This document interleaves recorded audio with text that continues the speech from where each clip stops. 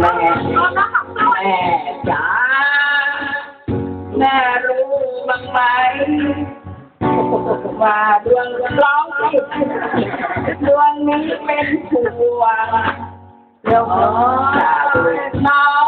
ยห่วงหัวแม่ห่วงหัว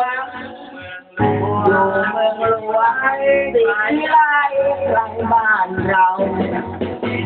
แม่น้ำตามันก็ยังฟังรับรองที่ตรงจากแม่อ่ะโต้ร้องดิเราโต้ร้องใจอ่อนต่ออ่ะโต้ร้องที่ยังแท้แม่ให้น้ำตาอันหนึ่งไม่ต่อไหมเหรอขับรถเหรอใจนี่นอนดวงใจเอาร้องดิร้องเพลงอะไรครับวุ่นวายสับสนใจที่วกวนของคนในเมืองสุขมาทำตามันก็ไหล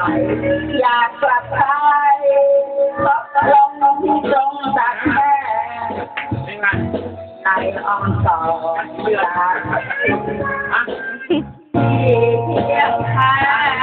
ในดวงแม่ไป